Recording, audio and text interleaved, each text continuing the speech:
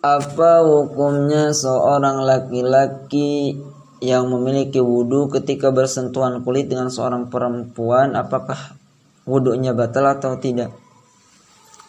Dalam hal ini tentunya kita ketahui bahwa ibadah itu merupakan suatu hal yang harus kita memiliki ilmu untuk melaksanakannya, termasuk dalam masalah wudu.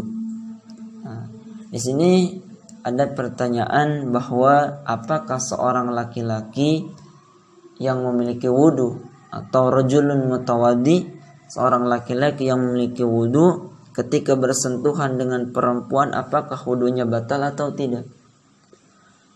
Sebagian ulama berpendapat bahwa ketika seorang laki-laki yang memiliki wudu bersentuhan dengan perempuan, bersentuhan kulitnya dengan seorang perempuan, maka wudunya batal. Ada juga yang berpendapat bahwa tidak batal. Nah, ini jadi terjadi khilaf di antara ulama fuqaha. Dan tentunya perlu kita garis bawahi bahwa apakah ketika rajulun mutawadi, apakah ketika seorang laki-laki yang memiliki wudu bersentuhan kulitnya dengan seorang perempuan, apakah perempuan itu merupakan mahram atau imra'atun ajnabiyah? Kalau bersentuhannya dengan mahram, maka itu tidak batal. Adapun ketika bersentuhan dengan imra'atun ajnabiyah atau perempuan yang bukan mahram, perempuan yang lain, maka terjadi khilaf di antara ulama. Dan perlu kita garis bawahi pula bahwa dikatakan zaujatul insan laysat min maharimi, bahwasanya seorang istri itu bukan termasuk daripada mahram. Seorang istri daripada suami itu tidak termasuk daripada mahram. Seorang istri itu termasuk imra'atun ajnabiyah. Maka ketika seorang rajulun mutawadi atau laki-laki yang memiliki wudu ketika bersentuhan kulitnya dengan istri atau dengan imra'atun ajnabiyah, perempuan yang lain, terjadi khilaf di antara ulama fuqaha.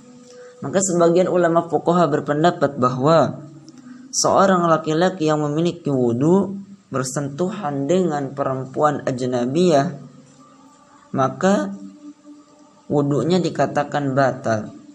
Jadi seorang laki-laki yang memiliki wudu ketika kulitnya bersentuhan dengan istri, dengan imra'atun ajnabiyah, dengan perempuan yang lain, maka wudunya batal. Maka wajib untuk seorang laki-laki ketika ia hendak melakukan ibadah untuk mengulangi kembali daripada wudunya. Dan adapun sebagian ulama fuqaha berpendapat bahwa ini tidak membatalkan wudu. Jadi ketika seorang laki-laki yang memiliki wudu bersentuhan kulit dengan imra'atun ajnabiyah, sebagian ulama fuqaha berpendapat ini tidak membatalkan wudu. Bahkan pendapat ini dikatakan hada wa arjah. Pendapat ini adalah pendapat yang paling rajih, pendapat yang paling unggul. Kenapa demikian? Likasratil adillah allati tadullu alaih. Karena lebih banyaknya dalil yang menunjukkan bahwa tidak ada yang membatalkannya, atau tidak membatalkan wudu pada orang yang rajulun mutawadi ketika bersentuhan dengan perempuan ajnabiyah. Jadi tidak membatalkan wudu. Di antaranya ada hadis yang diriwayatkan oleh Imam Bukhari dan Imam Muslim tentang mengenai ibunda Aisyah radhiyallahu taala anha wa radhaha, yang beliau pernah mengatakan bahwa kuntu anam baina yaday Rasulullah sallallahu alaihi wasallam. Suatu ketika ibunda Aisyah radhiyallahu taala anha bercerita, saya pernah tidur dekat dengan Rasulullah sallallahu alaihi wasallam, yang mana bahwa ketika ibunda Aisyah radhiyallahu taala anha waradhaha tidur di rumah beliau, di rumah Nabi Muhammad sallallahu alaihi wasallam melakukan salat, ketika Nabi Muhammad sallallahu alaihi wasallam melakukan salat, ketika beliau sujud maka beliau menyentuh kaki daripada kakinya Ibunda Aisyah radhiyallahu taala anha warḍaha.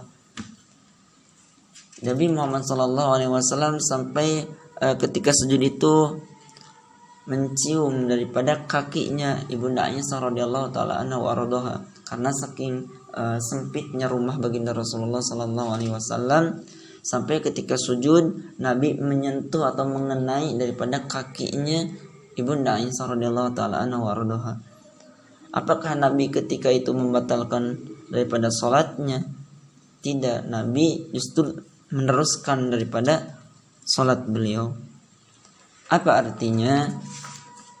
Maka dilihat daripada hadis ini bahwasanya sebagian ulama berpendapat bahwasanya tidak batalnya wudu atau tidak membatalkannya wudu ketika seorang laki-laki yang memiliki wudu bersentuhan kulit dengan seorang perempuan. Bahkan ada hadis juga yang dikatakan bahwa Rasulullah sallallahu alaihi wasallam pernah mencium salah satu daripada istri-istri beliau, kemudian setelah itu beliau pergi ke masjid, kemudian langsung melaksanakan sholat tanpa wudu terlebih dahulu. Adapun ulama yang berpendapat bahwa ketika seorang laki-laki yang memiliki wudu atau rajulun mutawadi bersentuhan kulitnya dengan imra'atun ajnabiyah, yang mana terjadi batal dalam masalah wudu, mereka berdalil dengan diantaranya adalah qaul daripada qaul Ibnu Umar. Ibnu Umar pernah mengatakan, man qabbala imra'atan aw jassaha biyadihi fa alaihi alwudu. Barang siapa yang mencium perempuan, mencium istri, menyentuhnya dengan tangan, maka wajib baginya untuk melakukan wudu. Kemudian ada juga perkataan sahabat Nabi, yakni perkataan daripada Ibnu Mas'ud radhiyallahu taala anhu waradahu. Apa kata beliau? Beliau Ibnu Mas'ud mengatakan, al-qiblatu minal lamsi wa fiha al-wudu wa fiha al-wudu wal lamsu madunal jima'. Al-qiblah itu mencium itu termasuk daripada al-lamsu atau menyentuh. Wa fihal wudu, maka padanya ada suatu kewajiban untuk wudu. Wal lamsu madunal jima'. Adapun lamsu itu, yang dimaksud lamsu menurut Ibnu Mas'ud itu bukan jima'. Maka daripada ini ulama berpendapat bahwa wudu laki-laki yang memiliki wudu ketika bersentuhan dengan imra'atun ajnabiyah, maka wudunya telah batal.